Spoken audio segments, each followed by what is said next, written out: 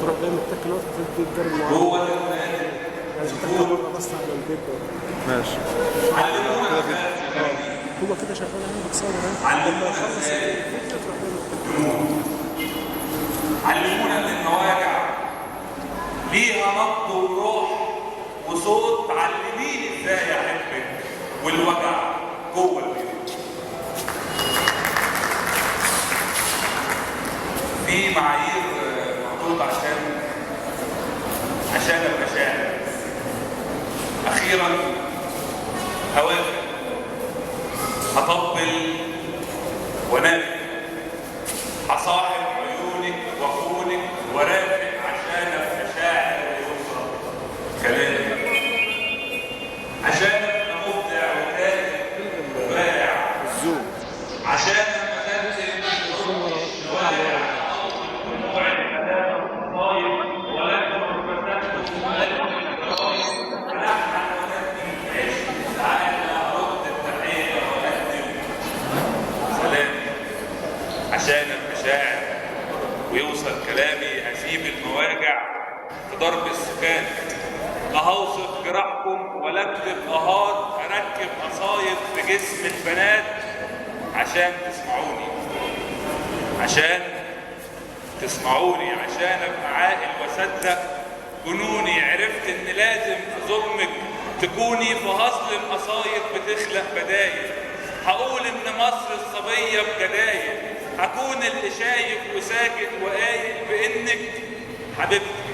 هقول ان عاشق وعشقك مصيبتي. عشقتك تخوني واخونك عشقتي. اوصي قصايد تبطل تلومك. هجمل همومك واقولك عشقتك. هقولك عشقتك واشوفك وبالي في خوفك في صمتك في قسوة خيالي في رقة ترابي. عشقتك في ذلك في غربة صحابي في ليلك في شمسك في شيبة شبابي. ندائك بيهتف أجيلك أحابي. عشقتك في ظلمك يا بنت عشقتك في نارك في ضمك في لمك في عتمة حصارك. عشقتك أغاني تهد المعاني. عشقتك أماني أمانة اسمعيلي ولو كلمتين.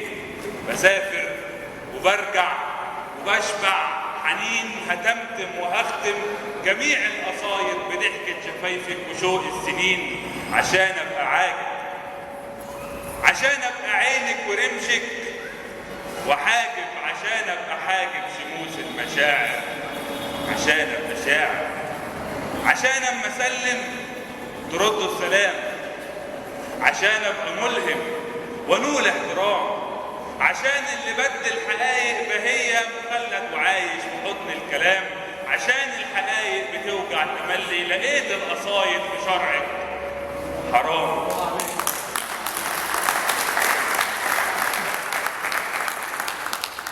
حرام ان اكمل في عدك كمالة. حرام اما تشرخ في زور القوالة وتفضل ودانك في طينها وعجين. هنكتب لمين؟ هنكتب منين؟ ومين اللي مالك زمام السعادة؟ ومين اللي راقد في طينك حزين؟ ومين اللي سامع؟ ومين اللي بارع في هتك المشاعر وفض البكارة في عروق الحياة؟ ومين اللي راسم طريقه في ايديكي فضلت نهايته وضلت بتاه؟ ومين اللي وقت المواجع بيفرح؟ ومين اللي وقت المواجع بيفرح؟ تعال اما نحسب ونجمع ونطرح. ويمكن بخرب وحدث بلايا ويمكن في ظلمك ظلمتك معايا. اخيرا هقدم قرار النهايه.